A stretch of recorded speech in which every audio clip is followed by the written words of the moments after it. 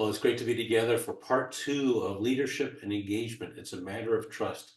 Last week, we took a look at trust from a leadership standpoint. This week, we're going to focus on the experience of a team and trust, where the leader certainly plays a role, but each member of the team does as well.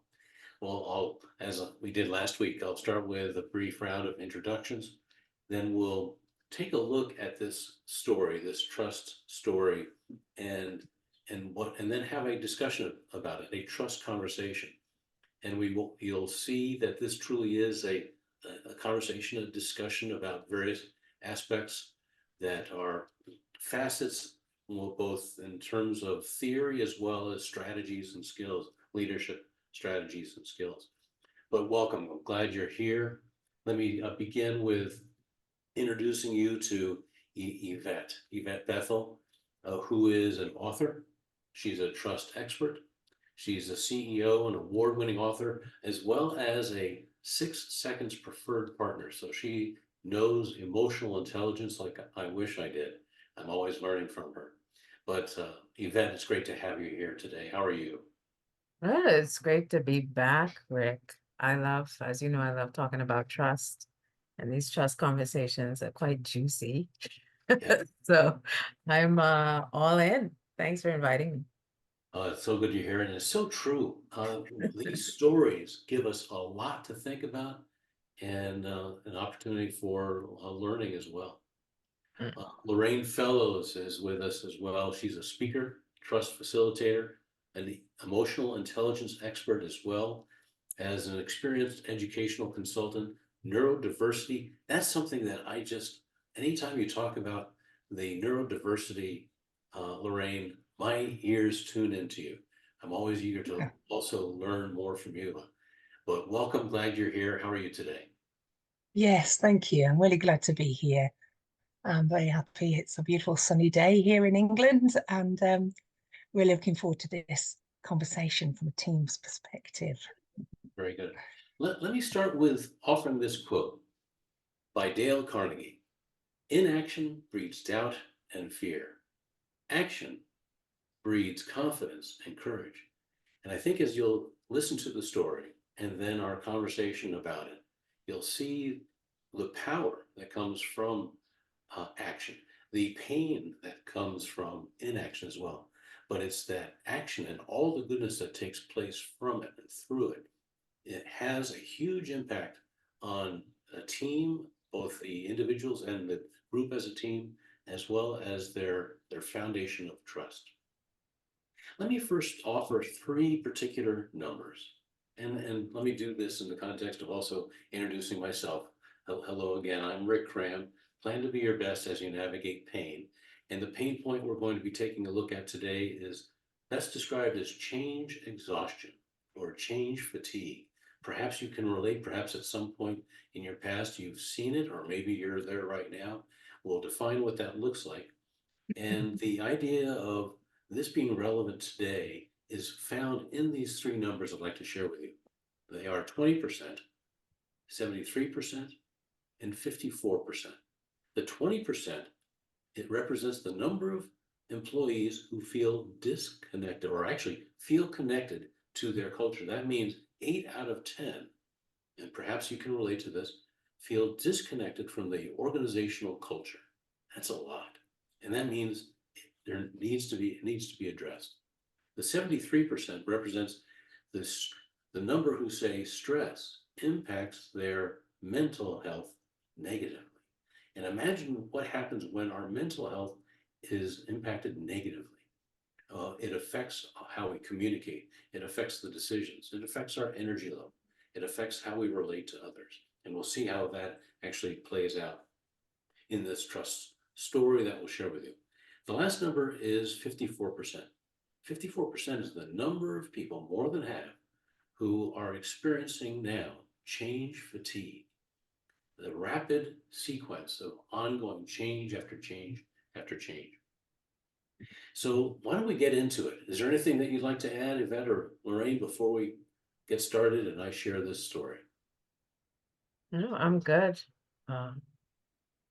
Yeah, wait, that's fine. Very good. Very good.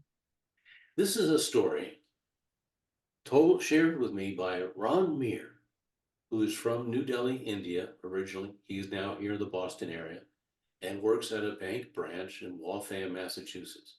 And the name of this story, we're calling it The Trust Factor. And he shared with me how when he showed up for his first day of work about 1.5 years ago, he had a meeting with Sarah, his boss, to sit down and talk about how this first day of work is going to go.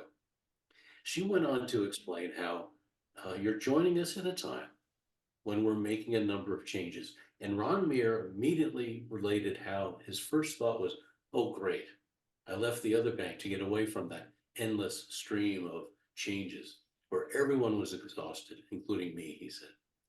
So as Sarah continued, she said that we're all aware of the toll the past few years have taken between the new technologies to learn, product launches, 2 mergers, not to mention COVID, all of which sounded terribly familiar to Ron Meer. The change fatigue that he lived with and worked with was evident. He said that he could see it in the level of disengagement, the amount of increased conflict between team members, the negativity and the low productivity.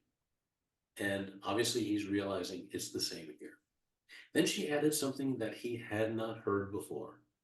The bank's leadership understands this issue, these challenges going on, and has empowered us to turn this around. The executives at Ron Meer's previous job were in effect missing in action. He hadn't heard anything like that before.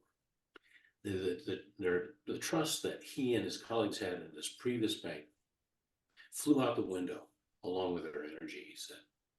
But here in his new job, it's different. Thinking about the past year or so, what Sarah did is something that he'll never forget, he said. She guided us through how to lead ourselves and others through these challenging times. She created opportunities for us to voice our concerns and stressors, he said. He thought that was immediately critical, that she was open to hearing what her team had to say. She and the company's leadership actually listened and replied in meaningful ways. And they followed through. Excuse me, Rick, sorry to interrupt. I've just got a message that someone is in the waiting room wanting to join. Thank you so so sorry, much. I'm listening carefully, but So I just glad thought. you did. Yes, it's Yvette Jordan, right? Yes. Very good. Thank you. She couldn't find the joining information, so I've just sent it. Very good. Thank you. Thank you. And let me just say, Yvette, welcome. Glad you're here. Join on both the camera and mic as you wish. Thank you. Hi, Yvette. Hello. Hope you're doing great today. Yeah, thanks. So we were just starting to share this trust story. Let me just recap the first half of the story this way, that Ron Meer, who works at a bank branch in the Boston area, had worked at a previous bank where everyone was exhausted of the change after change after change, the mergers, new technologies, and so forth. And they were experiencing change fatigue, suffering all of it. And no one was doing anything about it, especially the leadership. But now at his new job, where he thought he would find a fresh place, the very same challenges were in place. The change fatigue, but there was one new difference. The leadership, including his boss, Sarah, were keen about it, were aware of it, and about to take action to turn it around. And here's the second half of the story. So Sarah had us meet as a team, Ron Meer explained, and made those planning sessions. And that was key to him, and that was meaningful to him. And that was a smart move on Sarah's part. She made them planning sessions, and in such a way that they made plans for the branch, for themselves individually, as well as for the team. They developed goals together, goals that they cared about. And Sarah and the upper management empowered them to decide on how they'd achieve them.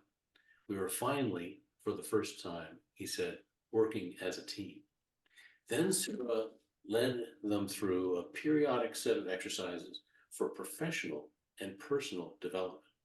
We got to know each other, them and as well as themselves better and on a deeper level, so you can see how the team is growing together. This and more brought them to a point as a team, as well as with Sarah, where they were really starting to trust each other and refreshingly starting to even put trust in the leadership as well. He explained that we are the ones who created the changes we wanted most to see, and we could feel it. Interestingly, and this is one of the things that fascinated me, and it's an example of how powerful it is when you've got a team that is truly cohesive and trusting. Customers were feeling it as well. He shared with me towards the end of the story that a customer had just finished with a meeting with him. He's an investment advisor there at the bank branch. As she headed towards the door, he said, she turned around and said loud enough so that everyone in the branch lobby could hear, "You know, I love it here," the customer said. "All of you are the best. Thank you for all you do." So he ends up summarizing it by saying, we went from being perpetually exhausted to finding ways, with the help of Sarah and the leadership, to create new positive energy for ourselves and for each other. It's palpable, he concluded. So that concludes the story. And why don't we begin with sharing some reflections? Yvette or Lorraine, who would like to go first? Interested in your thoughts. I can go if you like. Sure. So let's take a look at the case. In the beginning, Ron Mayer started working for a bank, and on his first day, he realized his new employer was undergoing multiple changes. This was a concern, obviously, because it seems that one of the reasons he left his previous employer was that he was experiencing what he called an endless stream of changes. So I kind of looked at it from the perspective of the spiral of trust to understand where is he on this trust spectrum that moves from, complete openness and vulnerability to complete or intense distrust. And to me, he probably experienced some distrust, but there's a point in the middle of the spectrum where there's some distrust and maybe some trust. And that's because, they kind of stepped up and said, well, we empower you to do this. So I'm thinking that there may have been a combination of both for him. From his perspective, Ron Mayer, in looking at how he approaches trust, it seems that based on the pillar of trust theory, you have 3 styles: the integrity style, the emotional mastery style, and the redisposition style. Now, when people are in stressful situations, they tend to rely more on the emotional mastery style because they're feeling some kinds of emotions. And so that tends to be more dominant, especially if you have constant change going on and your foundation is constantly being kind of pulled away from you. And you have to figure out what it should look like going forward. So from the perspective of how he approaches trust, he is most likely using the emotional mastery style just to navigate every day. And the thing with these styles is we all use all of the styles. I think I said this last time. No style, this doesn't define your identity or personality. Ideally, we should be able to tap into the style that's needed in each situation. So it should be an adaptive approach to using the styles.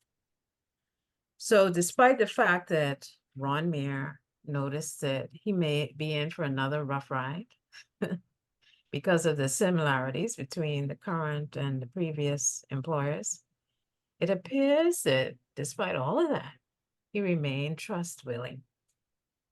And perhaps he had to make it work because he just left one job and just started another one. So he didn't feel that he had the opportunity to kind of jump ship at this point. But perhaps he remained open because at his previous place of employment, the executives were missing in action. And at the current place of employment, they were empowering the branches, the bank branches to do what they need to do to turn the situation around.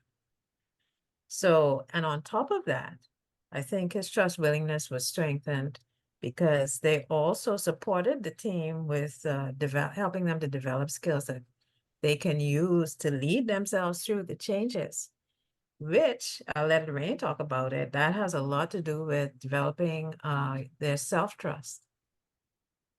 So building the trust when it comes to building healthy work relationships, Ron Mayer's new employer delegated authority to the branches. So they had the freedom to build trust within their team. So they decentralized. When you centralize things, it also takes away trust. By decentralizing the solution, this respects the culture of the branches and demonstrates trust in the management team to make meaningful changes. So that's why the decentralization helped in this situation. Every situation is different. Now, Sarah's leadership is another key component of the trust building process. She exhibited a strong integrity style. She actually exhibited 3 styles. From an integrity point of view, she was following through on the deliverables and making sure that what the company promised, she was delivering. So from that perspective, there was an alignment. She also demonstrated advanced emotional intelligence because she did a lot more listening. In fact, it was highlighted that it seemed like she only did a lot of listening. But I'm sure she was not only listening, but it seems like she was in balance. And what this means is she was tapping into the climate of the team and staying on top of that. So because when you have change, I think various change models show where the organization is traveling along a line and then the change is announced and then there's chaos. It dips down and then it comes back up. But then if the change worked, the organization is now kind of plateauing at another level, a higher level. That's if the change worked. So she was using her listening during that dip so that she can, kind of tap into what's going on in that chaotic phase where people are not sure, they need some training, they may not know what to do that's new, all those things that happen during that period. If she's listening, she can respond. So I think the way she used her emotional mastery was applicable to the situation. The situation needed that in particular. So she was really on top of, her emotional intelligence with that. Now, from a we disposition standpoint, we disposition is really about, those competencies are about bringing people together and helping them to feel that they're united and part of something bigger than themselves. And in doing that, you can create safe space that allows the trust to grow together, not just, kind of one person. So when building the trust, what she did was she built the full pillar instead of just one, because the other reason that that's needed is because you have different people with different trust styles that coexist within teams. And so you need each style as a leader. You need to be able to exhibit them all so that you can cover all your bases when you're collectively. Individually, you can adapt, but also collectively, you need to cover them all. So The team seemed to successfully integrate trust into the culture. And this is notable, especially in banking. I've come from working 40 years in banks, and controls are the norm. And controls communicate distrust. Like, you do it the way I want you to do it, and then I'm going to check you not once, but not twice, maybe sometimes 3 times. That's 3 checks. So this is the norm in those cultures. And because the structures are based on distrust, this can be counterproductive to trust building interpersonally. So despite all of this, Sarah, Ronmere, and the team were able to build trust. And the evidence of this is what Rick said at the end, where a customer came in and said, you know, I love it here. You know, all of you are the best. Thank you for all that you do. And this seemed to have flowed naturally. You know, this isn't something where, because, you know, in some organizations, someone will call and say, well, if you like what I did, just, you know, let them know for me. This seemed to be something that came from this person's heart. And it's a natural, powerful outcome of the work they did with building trust. Wonderful, Yvette. Thank you so much for that. I've got several questions for you, but I'm going to hold them You until can ask, because I tend to forget what I said. Yeah. No worries. We're recording it all. We captured it. But yeah, if you have a question, you can ask. So the idea, you touched on it, since he's new, Ron Mears new at this bank, he's got to show up. Right. And he's got to play along, go with the flow, so to speak. He hasn't been there enough to push back in any particular way. Not that it would be wise anyway, but so what you honed in on that, I thought that was fascinating, that when we're new in an organization, where, as we learned from you last week, how when we come from a certain culture, we bring some of that with us. Right. And now he's stepping into an entirely new, and I heard in his voice this refreshment of where they eventually got. But I know, having walked a bank through the plan to be your best as you navigate change, and they're all suffering from change exhaustion. It can be a bumpy road. Mm-hmm. And for him to be trust willing, it's quite interesting because in our latest tool assessment, the competency plan, development plan, we show trust willingness, but we also show the trust risk disposition. So what that says is, even though we may be willing, we're still unwilling at some level. Yes. The two, for some people, not everybody, but the two are at play. And the question is, which one will you allow to play out? And I think he was probably more willing because some things were different. And then slowly, as Sarah, the manager, kind of showed that she was, you know, committed to doing things differently, his trust willingness probably expanded, where the risk aversion, this is the paradox, the risk aversion lessened over time. So it was a dynamic that Sarah carefully kind of curated or helped him to move through. Fascinating. As once Lorraine shares some thoughts, I'll talk for a moment, share the one story that reveals with change exhaustion comes with it passivity, resistance to change. Mm-hmm. And the stress shows. There's one particular moment that really stood out. But what's interesting about the case is that these people experience change exhaustion. Trust, transforming trust is another change kind of initiative. Yes. Because they had meetings and, you know, came up with plans, they executed those plans in order for this to work. But the difference between this initiative and others is that this one reduces the stress of the other ones. Yes, yeah, exactly, exactly. Thank you, Yvette. Thank you. Mm. Lorraine, I'm looking forward to what you're going to share. Yes, thank you. I think it's a really powerful example of someone who worked through, just because something was one way in the past doesn't mean that it has to be the same way Right. in his new job.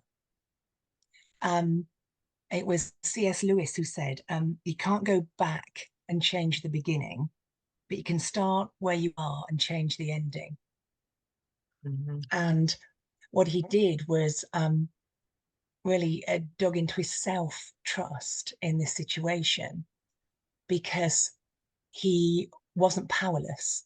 He didn't accept the fact that he was powerless in this situation and it was going to be a repeat of what had happened before. Of course, he needed support of the leadership, Sarah, etc. But I think there was a real increase in his awareness of what was happening inside, and a challenge to his internal narratives. He wasn't telling himself the same thing's going to happen. It's going to be a repeat. I'm going to get more exhausted.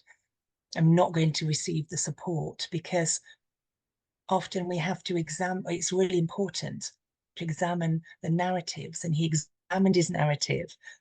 And I think that helped create that openness, you know, that trust willingness Yvette was talking about, that he wasn't limited. He wasn't limiting the situation in front of him, because there's a real important journey that we go on with trusting ourselves, of connecting to ourselves and the narrative that we're telling ourselves, and finding the space for choice within that.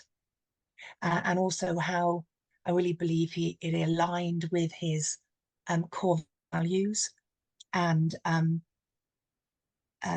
long-term goals, that he was obviously wanting to serve people. You know, he had a mission, a passion, if you like, to do the best job he could.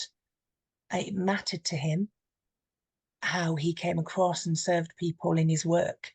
And that narrative, then, he was telling himself about the opportunities here.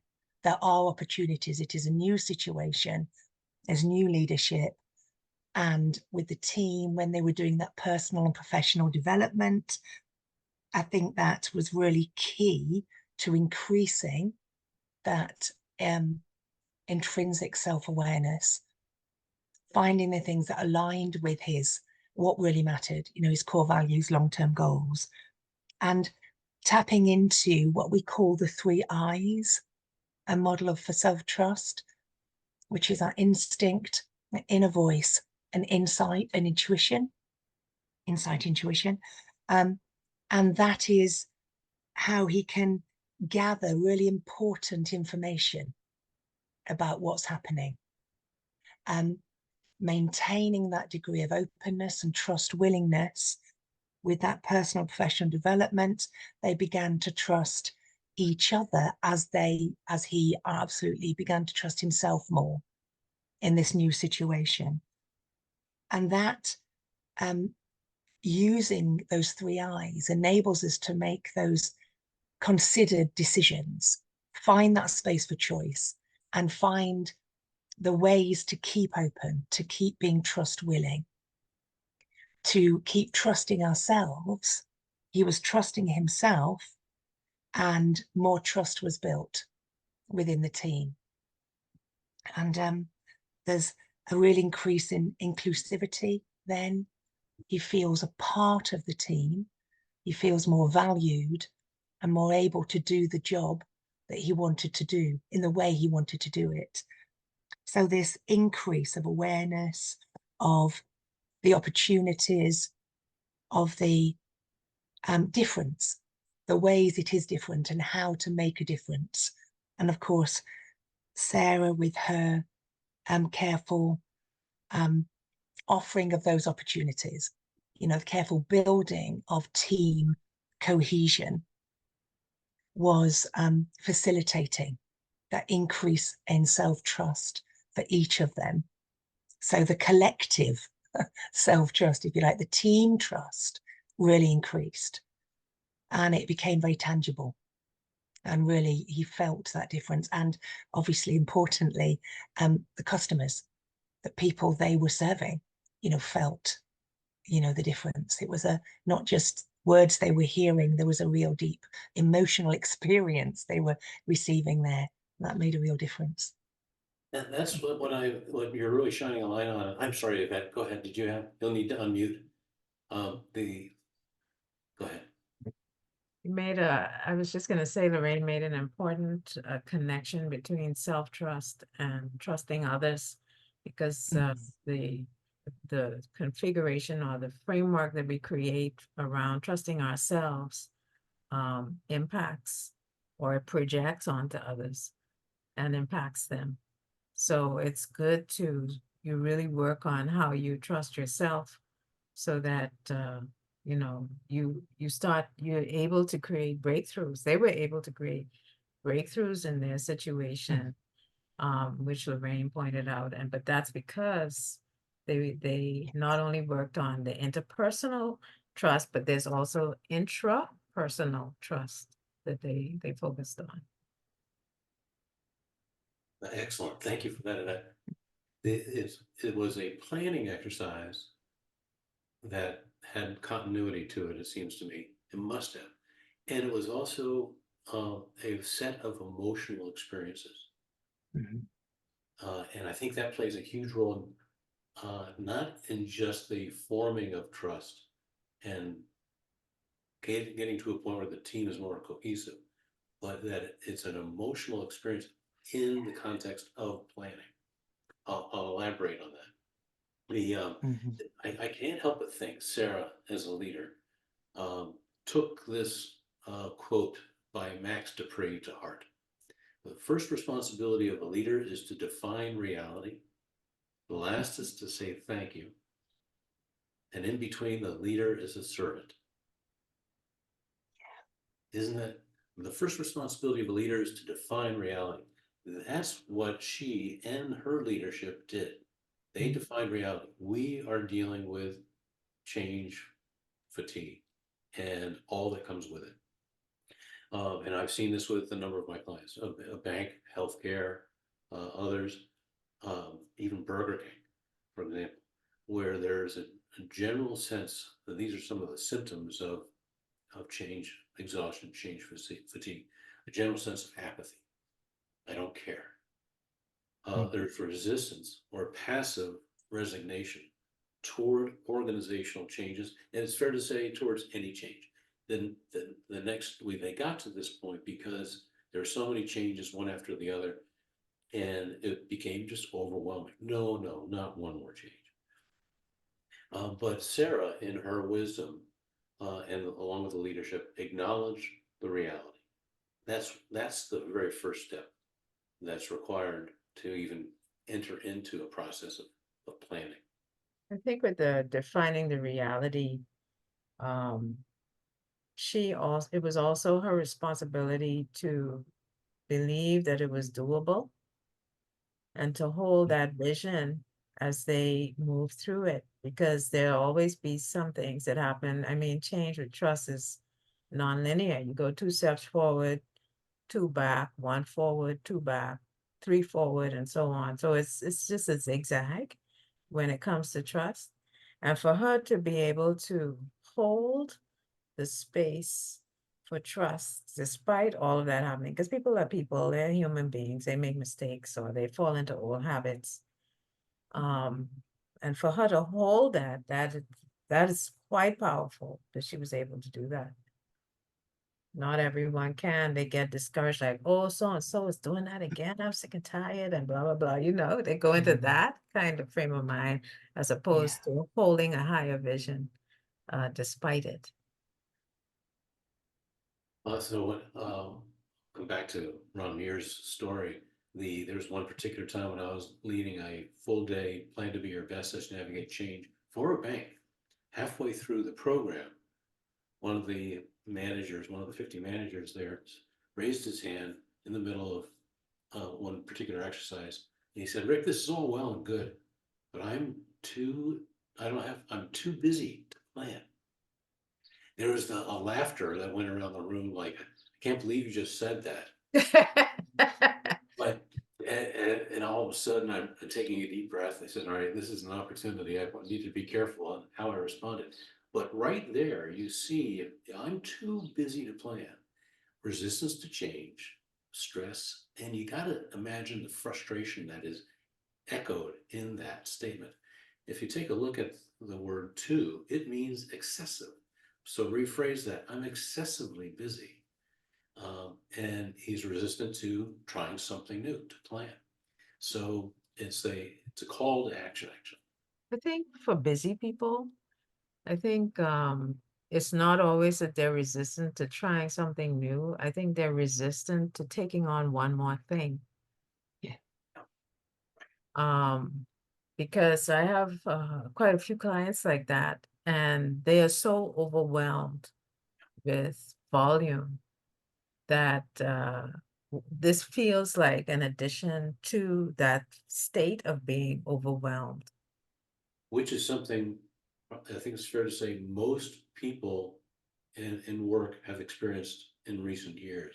One of the top 3 stressors I was reading in an article the other day about the level of stress, and there are 3 stressors, one of which is being assigned more responsibility. Mm-hmm. That was the number 2, right? Number Yeah, 2. I believe that, because what happens is organizations are not adept at assigning one more thing and taking away something. So now everything is still a priority plus one more thing, as opposed to negotiating priorities or moving something to someone else to do it. Like, there are ways to help people to manage that, but people are so caught up in their own stress drama that they don't think about how they can shift things around to alleviate the collective stress level. What do you need to shed? It's one of the questions I love to ask in my programs, but it's got to be part of any planning exercise. What do you need to shed? Mm-hmm. And you see the eyes go up like, oh, I definitely want to think this one through. Because there's Yeah. always. Now, some people don't want to shed anything because, it's kind of power thing for them. But even if you renegotiate priorities, that can kind of open the valve a bit, of the stress valve. One of the things I believe Sarah did right was at some point, she included professional and personal development. And as Ron Meir pointed out, that they got to know themselves individually better. He got to know himself better through how that was done, and he got to know the others. And that's one of the reasons why the identity, re-anchoring and identifying each person's identity in the planning process is part of the prepare strategy and plan to be your best. The P in plan stands for prepare. Then, and then so that's what I honed in on from the 8 leadership and planning strategies in my program. Then from the communication strategies, these are 7 communication strategies and the skills to support them that are all about building trust-based relationships. The last one of the 7 is collaboration. Lorraine, you pointed out how they collaborated. They clearly went through the planning process, creating a shared experience. They experienced it together. And for it to come out as successfully as it apparently did, they've got to be having positive emotional responses to the process of planning, to the collaboration. That's the beauty of collaborating, whether it's in a sales meeting or a planning session. When it's a shared experience with positive emotional responses through it, that helps to reduce the cortisol, reduce the stress levels, and open people up. I think the collaboration overlaps with the pillar of trust as well, because that's one of the redisposition competencies.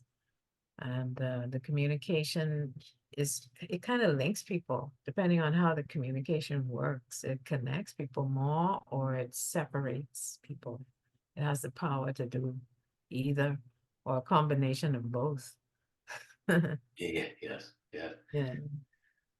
So planning is an exercise in collaboration. It is an exercise in addressing trust. It is an exercise of communication. Mhm. Everything from the listening to the sharing to thinking about those things that are meaningful to each individual, those goals that mean a lot to them individually and collectively. They went from dealing with their day-to-day stress in a fragmented way to now coming together and basically, with Sarah's guidance, rebuilding the team. Mhm. It was interesting at the one of the last things I asked him was, so where do you see your career going? And he said, I'm doing exactly what I wanted to be doing and I'm thoroughly enjoying it. He had no plans for doing something different in 10 or 15 years. And here he is, only maybe late 20s or about 30 years old. He's right where he wants to be and thoroughly appreciating it. Mm. Let me just invite Yvette Jordan, unmute as you wish. What we'll do now is just open this up a little bit more of a conversation. What are your thoughts, Lorraine, as you've been to some of what Yvette and I've said? Just something you just said about how he feels he's just where he wants to be in this moment in time. I think it is the part of the role of healthy, functioning team, having that unity, that flows between them, that they may not know really the right place, but they know when they're there, and how leadership is key to facilitating being in the right place, with the right skill set and increasing that and providing opportunities. And I think, in the work that Sarah did with them, with the team in that personal professional development, he could say that this is the right place for me now. And that gives a real sense of satisfaction, isn't it? So it's a way of them contributing. Marshall Rosenberg, founder of Nonviolent Communication, said the greatest human need we have is to contribute. To the well-being of others, personally, professionally. And so he was using his skill set, his experience in a way that he was feeling was making the biggest positive difference. And that's a very powerful thing, because it empowers people and obviously empowers the whole team. Yes, as well. That is powerful. I've often found this, if it's planning is done the right way, the team that plans together grows together. And Sarah did it right. And obviously she had a team of people who had the potential to be successful individually through this as well. Yes. Yeah, I was also thinking, Yvette mentioned the paradox, that we find in trust as well, where we are become more aware of the risks involved and the rewards. And, the thing about vision, to be able to see, hear, and to hold in balance, not, to have that wisdom to know, be aware of the risks and try and mitigate those with that personal professional development, and also see the rewards, for them as individuals, for them as a team, for them as a whole, the whole bank really, and the impact to the customers. And it's just a win-win then. So that trust paradox, I just felt there was a real light being shone on that as well. It's interesting. You're pointing out how their planning is a factor of looking forward. They aren't focused on the challenges of now or the pain of what the past set of months, quarters, and years have been. They're looking ahead, and that forward looking, it takes them out of what's difficult about it right now. Yeah.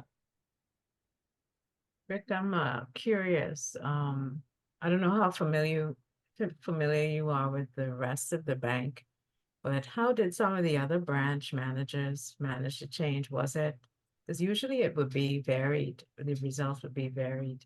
Like some would be very good at it, some kind of okay, and then others not so good. Like what did you find if you were exposed to it? He didn't share with me anything at all going on with other branches. This is what his particular branch experienced. I can tell you that when the bank that I worked with, there were managers and from various departments as well as some branch managers. And I've based on some work that I've done for branding and marketing for a different bank, interviewing different branch managers. They're all rather unique experiences for a number of reasons. One, and actually my conversation with Ramir started with my talking about how since he's only been in the Boston area for 7 or so years, how different areas around Boston can be. The North Shore has a slightly different culture. That's right. Does Metro West versus the South Shore, and even going into more specific parts. And he knew that. He actually picked up on that right away.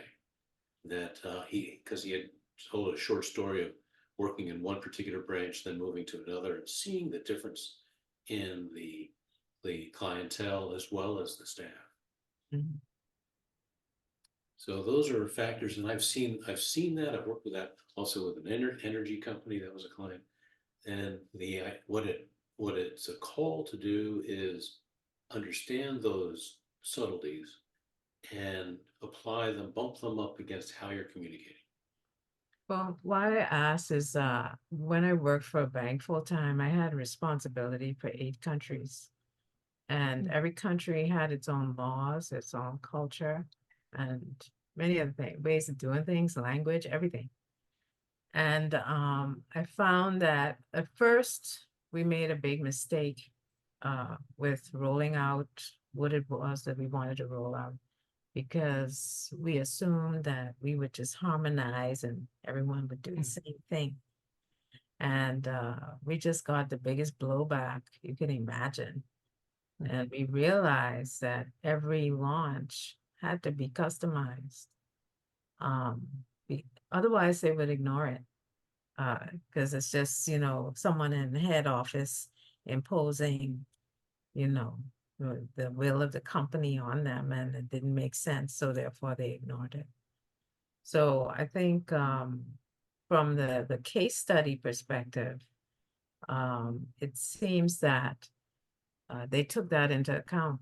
By decentralization has a big impact on trust for so many reasons. I only listed 2 of them, but I've seen what centralization does, and I've seen what decentralizing does. And in order for trust to be deeply implanted, it needs to be a decentralized solution.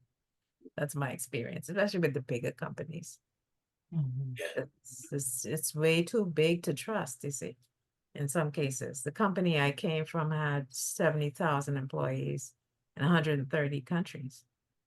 And so what are you trusting? You have to decentralize to build the trust in pockets, because there's no way you can build trust for the whole company.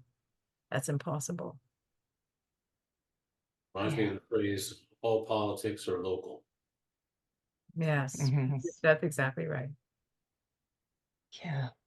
And I suppose I would venture to say that if the bank was to try to do this on a larger scale, as opposed to branch by branch, it would have had a very different Yeah, yeah. effect. Each branch would have had their own. I Yeah. think that's what the branch and the bank in New Delhi did. I think they probably tried to control it from a centralized location. Mhm. I've seen both ways. Last Yeah. thing I'm reflecting on is how Sarah used planning. And I like to think about those. There are 7 particular benefits of planning that I get excited about. One is that planning in itself as a process lowers the stress. You're dealing with stress and you've got to do something about it. Planning is an excellent process or tool, if you will, for reducing the cortisol. It brings harmony to the goals and how you're going to achieve them.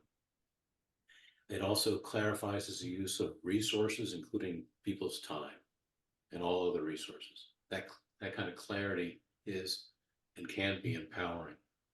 It creates a measurement tool because as you go further down the road, now you've got something to measure your progress against. What's working well, what could be going better. It's also defining how each person fits into the plan, individually and as a team. And when the plan, which I believe is like a breathing document, it changes, it should change. In fact, I heard someone say the another week, or maybe it was even late last year, go ahead and create a plan you're going to diverge from. Sometimes planning, we always plan in the now, based on what we know now, based on our current situation. And even if the plan itself is going to be something that you end up saying, well, I'm going to do this, that's not working, I'm going to try to do something else. That's okay. It's a communications tool that helps clarify your future and the future for others. Lastly, and this is what we've seen in this particular story, it creates an energy of its own. There's energy that comes out of it, and that's fuel for motivation. I think what you're describing is effective planning, because I've seen, or it's not automatic that planning drives all those things, because I've seen organizations where they can never finish a project, or they go in circles. A year later, they're still talking about the same thing. I think what you've described is effective planning, and effective planning goes well together with execution, because sometimes you have a good plan and people can't execute. So I would say effective planning and execution will bring about those results, because it requires, effective communication on all kinds of other things, trust building, everything. I've seen efforts to planning that broke trust. That's right. That's what I'm saying. Yeah. That's it. Because sometimes planning is like a company, the owner or the executives will make a plan that doesn't consider what other people think or feel. And then they impose the will of the plan on everybody. And they're just like, what are they thinking? And how could they do this to us? And whatever, right? And so there's so many parts to planning that it has to be quite right in order for there to be a flow that's impactful, beneficial, and safe. It's creating safe space, because change is always going to be a place of unsafe space for many people. That's why people resist. Seen it also where the leader of an organization, I had one particular client, they said we need to go through a branding and marketing plan exercise. The top executive who empowered the team to do this with me and my team, we came back to him, presented the results of research and what that research indicates we should do, and he squelched it on the spot. It wasn't what he wanted to hear, especially the research. Yeah, yeah, Trust was broken. deeply. Yeah. Lorraine, what are your thoughts? Mhm. Yes, I really like that we were saying about planning, Rick, because what struck me earlier was how intentional and proactive Sarah was.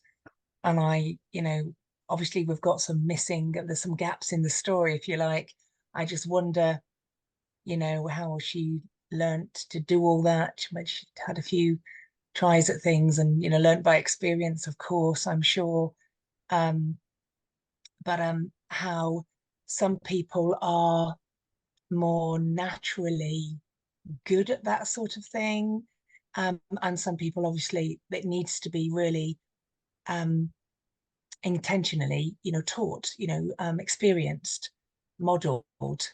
And I think, in my own world of education, I think of, teaching staff who are naturally really good and skilled. They were skillful at creating an environment really conducive for learning, with the young people, and others who it was much more transactional. And the important thing that she realized, it's about relationships.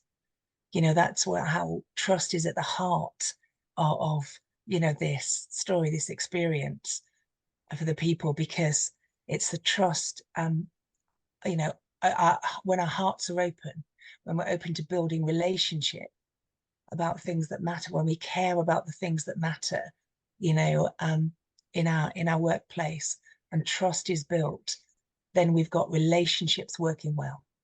There is the communication, there is the moving together. They felt that team cohesion, so that together, because I'm sure there'll be more challenges down the line, for that young man and his job. But when there are those strong relationships and trust at the heart, then that makes all the difference, because you then feel you're standing on solid ground.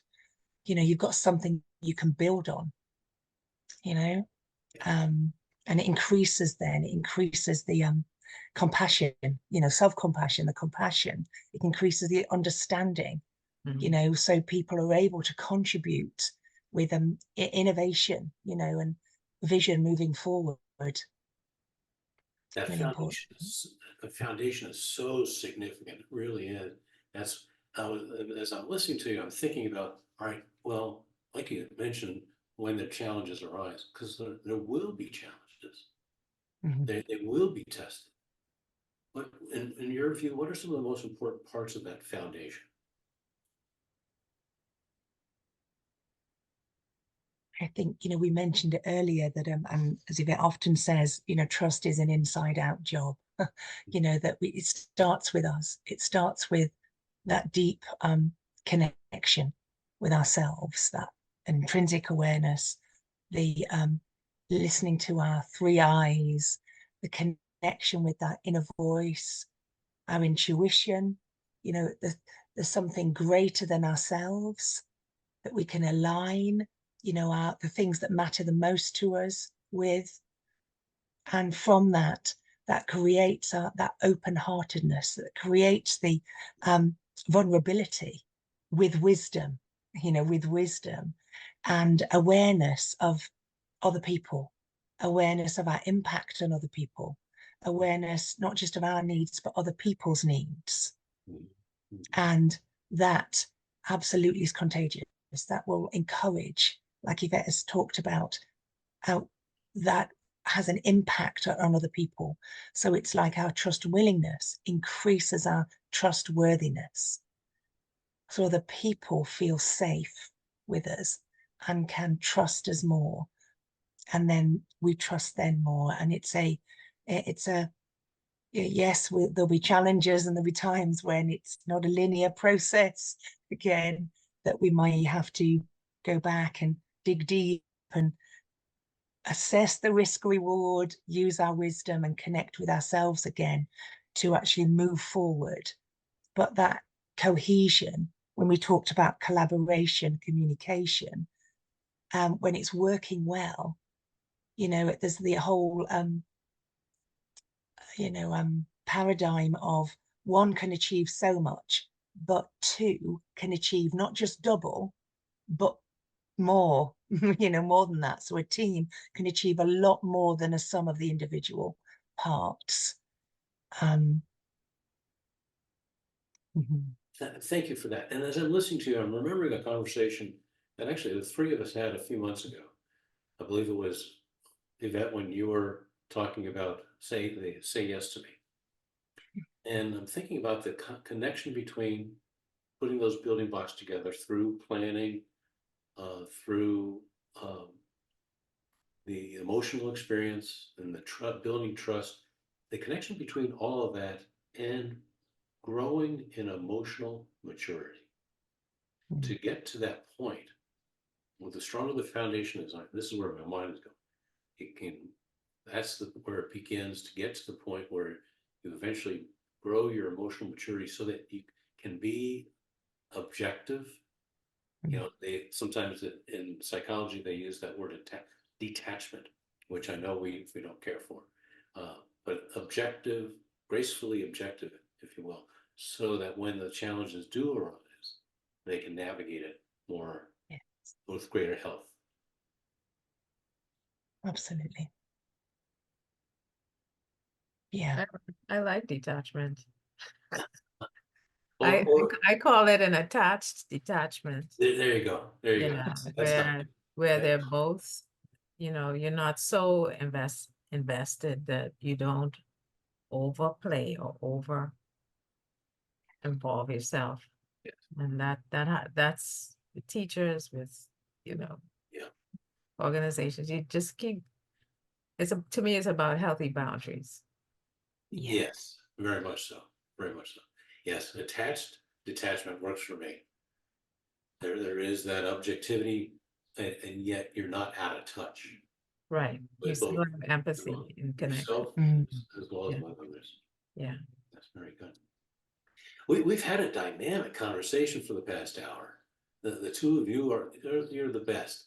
Let me just invite Yvette Jordan one more time to join us if you'd like to continue the conversation at all. But otherwise, why don't you each of you share a summary thought about the story and perhaps a key point that is a takeaway, and then we'll talk briefly about our mission to create an ecosystem of trust conversations. Yvette, would you go first? Yvette. Oh, I'm sorry. Yeah. Yvette Bethel. Oh, okay. I think with the case studies, we're seeing that every situation is so different. And some of the things are also so similar. Yes. But each one has to be taken, kind of separately and deconstructed so we can understand what's at play, because there's so many layers. We explored, two perspectives, but obviously there were many more perspectives, and it was more one than the other. So it's important to understand that trust has multiple layers, including self-trust, which is a feeder for the whole trust system that we create for ourselves. All right. Thanks, Yvette. Thank you, Yvette. So, from a trust perspective, these talks are exciting because we're able to see so many different ways that we can apply the work, and how the trust work connects into so many things. Like you have a plan to do your best program where you focus on certain things, but trust ties into that. Oh. So anything to do with relationships at any level, there's always going to be a trust component or distrust, depending on what the situation is. So I think these conversations are valuable from that perspective. And, I look forward to the next one and the next one and the next one. It makes me think. It helps me to kind of apply all the theory, because this stuff is is now is application. And I think that's a powerful skill to have. Thank you, Yvette, Yes. very much. Lorraine? Yes, I love that. It's like we're shining a light on to the trust, with some of the layers and the ways in which it creates that network, that ecosystem we're going to be mentioning in a moment. And it's so empowering to look at the application of trust, where we can just shine that light compassionately, for ourselves, obviously for that young man and his journey with self-trust, and with Sarah, the leader, her journey with her self-trust, and how they trust willingness built that trust worthiness. It built trust within the whole team that was a deeply emotional, experience and satisfying. There's something deeply satisfying about human beings having their hearts open. And trust is such a key, such a central part of that. And it's all about it's how to live fully alive. Yeah. It is. It's living fully alive. And when challenges come, we can stand. We've got something strong to stand on, in ourselves and together, so that together we can overcome those challenges. It's very, very empowering and inspiring. Thank you, Lorraine. To your point, these are challenging times. We're Yes. always in the midst of challenging times in one form or another, but it's especially challenging now in many different ways around the world. And you used a word earlier that is one of my favorite words, intentional. And if we go back to that quote at the very beginning by Dale Carnegie, inaction breeds doubt and fear.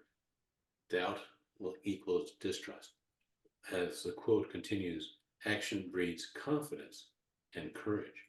So it's about being that intentional to address, and there are ways of addressing both individually and as leaders and as part of a team, and each team member part of that ecosystem where everyone needs to and will benefit from being intentional, taking action. And there's the place to begin, I believe, is in planning. And through the course of planning, such good things can emerge, such as increased trust, cohesive teams, and that positive energy and motivation that even customers feel. Mm. Thank you both very much. Let me bring up the screen, a slide, as we talk for just a brief moment about the ecosystem of trust conversations. And let me see if this is it. Do you see Trust Conversations logo? Yes. Yeah. And this is what I was looking for. Thank you for your patience. Yvette, would you walk us through, and Lorraine as well, in terms of your thoughts? Because what we're really focused on, and what the last concluding thought we want to leave you all with, is that we are on a journey to create an ecosystem of trust conversations. More of these conversations out of which we learn and out of which we gain tools we can use. Well, the vision for the trust conversations is to really create an interconnective kind of grouping of conversations. So, you're in Boston, Rick. You can start having conversations like this within organizations or outside of organizations. Lorraine is she's based in the UK. Her area is not leaders in business. Her areas are, leaders in churches, leaders in schools. So as we build out the conversations, and Lorraine is going to be doing the next one, I think. or 2 or 3, however many. But the key is to have enough of these going so that people around the world are thinking, you know what, there's a trust component to this.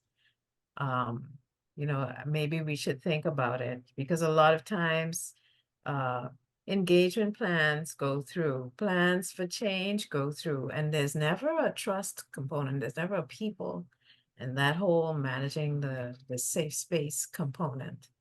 And so by elevating the kind of the position of trust in their minds, hopefully they'll start addressing some of the people challenges, even though AI may be coming in and you know, doing some things that people do, there will still be some form of human involvement, and so it's still needed. And now there are questions between, you know, around trust and AI. So there's so many trust kinds of topics that we can explore. That would be quite interesting. Thank you, Yvette. Lorraine, what are your thoughts? Yes, I feel it's a very engaging way. Having these trust conversations is, it's not a spectator sport, you know, it's very much we're looking to engage people, because through the medium of a story, of someone telling the story about a particular incident or over a period of time, we can find our own story in that. We can relate to that. We can say, that's me. Oh, I need to think about that. And what about this and how it relates? And we've had really engaging conversations and engagement from people as they relate what we're talking about to their own situations, personally and professionally. Mm-hmm. And it's so empowering as well, because these questions, or the light that's shone, it's like opens up new ground to explore. And you know, we can build this together, we can further this and equip people, you know, with some tools and some questions and some ways of thinking, ways of becoming more trustworthy, building that trust willingness to see the change they want to see that positive impact. Mm-hmm. And it's a very a safe space. I think it's a very applicable, a very practical way of people engaging with this and being able to take something away that will empower them in their own situations. Yeah. Well said. Well said. Thank you, Lorraine Fellows. And thank you, Yvette Bethel. Couldn't have said it better myself, and I totally agree with you. So this concludes this series, two-part series of Trust Conversations, Leadership and Engagement. It's a Matter of Trust. Thank you so much for being with us, investing your time and your curiosity into this. Stay curious, and we'll look forward to seeing you again. Yvette and Lorraine, thank you both again. Thank you too, Rick. Thanks, Lorraine. Thank you. Bye. Bye-bye.